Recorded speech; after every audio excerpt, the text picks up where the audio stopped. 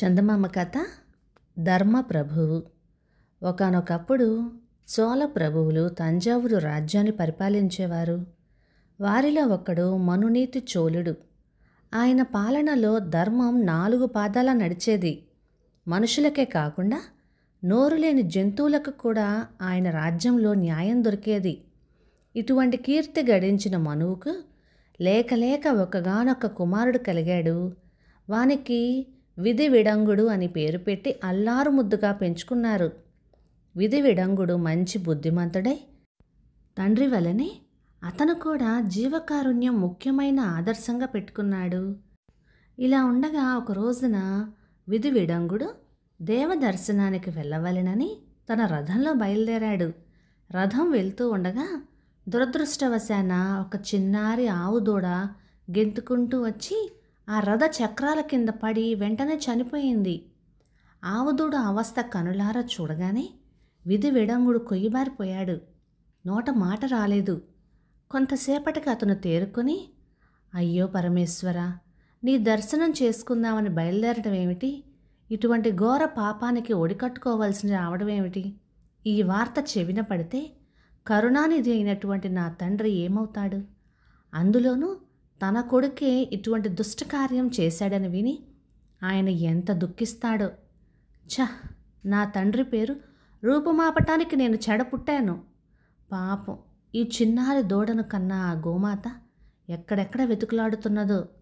చచ్చిన ఈ లేగ కంటపడగానే అది ఎంత విలపించి గోల పెడుతుందో కదా. దాని దుఃఖాన్ని నేను కనులతో చూడలేను. మళ్ళీ పోయి నా తండ్రికి ముఖం చూపలేను. ఆయనకు ఈ వార్త తెలియకముందే నేను ప్రాణాలు విడిచేస్తాను. ఇదే నా కర్తవ్యం అంటూ విధి విడంగుడు కుమిలిపోయాడు. అక్కడ ఉన్న వాళ్ళందరూ అతనిని ఓదార్చసాగారు.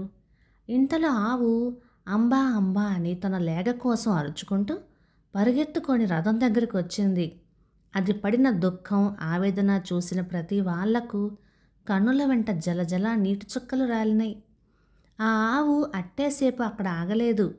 అది సరాసరి రాజుగారి కోటకు చేరుకుని న్యాయగంటకు కట్టి ఉండే తాడు నోటితో పట్టి లాగే వరకు గంట గనగనం రోగింది.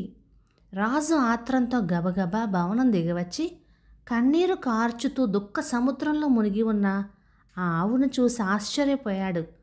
నోరు లేని ఈ ఆవుకు ఏమి విపత్తు సంభవించి ఉంటుందా అని వివరాలు కనుక్కునేటప్పటికీ నిజం తెలిసి ఆయన తక్షణమే మూర్ఛపోయాడు.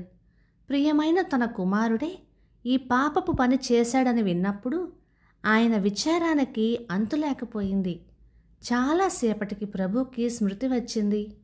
తరువాత ఆయన న్యాయం బాగా ఆలోచించి మంత్రితో, ప్రాణానికి బదులు మళ్ళీ ప్రాణం ఇవ్వటమే ధర్మం అని శాస్త్రాలు చెబుతున్నాయి కనుక ఏ రథం కిందనైతే ఆ ఆవు దూడ పడి చచ్చిపోయిందో ఆ రథ చక్రాలనే శరీరం పైన దొర్లించి నా కుమారుని ప్రాణం తీయవలసిందే అని ఆయన ఆజ్ఞాపించాడు. రాజు చెప్పిన ఈ ఉత్తర్వు వినగానే మంత్రి గుండె నీరైపోయింది. కానీ ప్రభువు ఆజ్ఞకు ఎదురు చెప్పటానికి వీల్లేదు కదా. రాజకుమారుని చంపించటానికి మనస్సు ఒప్పక చేసేది లేక రెండవ కంటివానికి తెలియకుండా మంత్రి ఆత్మహత్య చేసుకున్నాడు. ఈ సంగతి రాజుకు తెలిసి తనే రథం మీద ఆవుదూడ చచ్చిన ప్రదేశానికి వెళ్ళి తను చెప్పిన తీర్పు ప్రకారం కుమారుని పైన రథచక్రాలు దొర్లేటట్టుగా ఏర్పాటు చేసి వానిని చంపించి వేశాడు.